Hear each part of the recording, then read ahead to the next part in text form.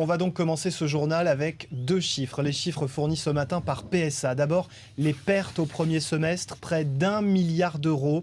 Et les économies dans les toutes prochaines années. Il va falloir faire des économies pour 1,5 milliard d'euros. Priorité au direct, nous sommes au pied du siège de PSA où aura lieu tout à l'heure le comité central d'entreprise.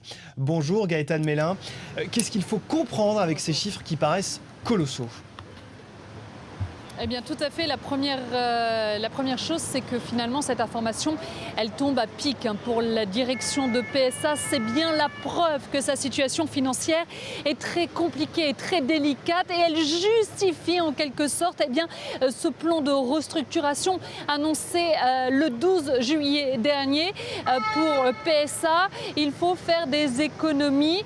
Vous l'avez dit, 1,5 milliard d'euros d'économies d'ici à 2015. Et ce plan de restructuration qui, je le rappelle, prévoit donc la fermeture du site de PSA, la suppression de 1400 emplois sur le site de Rennes et la suppression de 3600 emplois sur les autres sites en France, va permettre d'économiser 600 millions d'euros d'ici 2015. Pour la direction de PSA, je vous le disais, donc, c'est véritablement une nouvelle qui lui permet de justifier ce plan de restructuration qui passe très mal aux yeux des syndicats. Merci Gaëtane Mélin. Évidemment, bien sûr, situation compliquée pour les salariés de PSA aujourd'hui. Oui, ces salariés qui notamment ont mis leur réveil à 4 heures du matin pour rejoindre la capitale, ce sont ceux du site de Rennes, très touchés par les licenciements à venir. Ils ont pris la direction de Paris. La mobilisation aura lieu à 10h devant le siège social. Igor Saïri, Pierre-Emmanuel Besset. J'ai pas dormi. Pas besoin de café ce matin pour se motiver. Les 300 salariés du site PSA de Rennes ne vont pas à Paris pour faire du tourisme. Je vais revoir et je vais entendre. Sur le site de la Jeannet, le plan de départ prévoit la suppression de 1400 postes, sans compter l'impact sur les sous-traitants, dans une région déjà sinistrée par le chômage.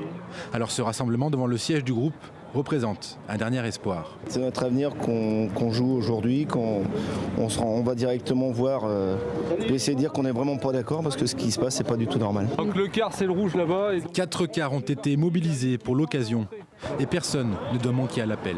Gilbert, c'est bon. Liliane, deuxième. Travers, Liliane, c'est bon. Depuis l'annonce du plan de restructuration il y a 15 jours, la tension est vive. Cette journée sera donc aussi l'occasion de voir la réalité en face. Nous sommes effectivement dans la période où les gens se disent qui, où, comment. Et donc, à l'issue de cette journée, ils sauront. Alors, c'est pas pour ça qu'ils seront plus enclins, plus rassurés, mais ils auront une première réponse à leurs questions. Jean-Claude va devoir partir lui aussi et anticiper sa retraite de 2 ans, après 40 années de service dans l'entreprise. À l'époque, ils étaient 15 000 salariés. Après le plan social, ils seront 2 tiers de moins. On retrouve Gaëtane Mélin au siège de PSA. Gaëtane, journée qui va ressembler à un bras de fer. Qu'est-ce qu'il faut attendre précisément des prochaines heures ?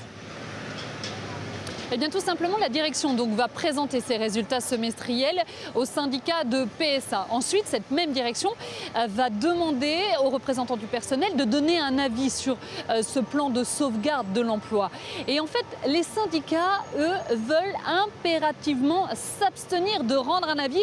Cela va en quelque sorte leur permettre de gagner du temps, de demander la nomination d'un expert et de dépasser donc cette période des 4 semaines de congé qui va débuter jeudi soir, donc demain soir. Il faut impérativement gagner du temps. Il faut repousser la mise en place de ce plan de sauvegarde de l'emploi. C'est véritablement aujourd'hui le mot d'ordre des syndicats. Des syndicats qui sont venus en masse ici devant le siège de PSA, avenue de la Grande Armée.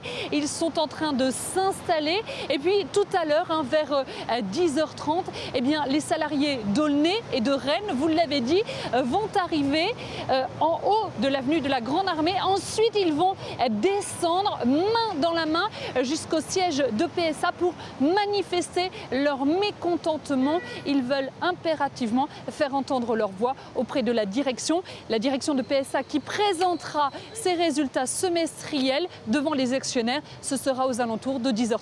Et on suivra tout ça avec vous, Gaëtane Mélin. Merci beaucoup. Vous étiez en direct avec Mathieu Febvé.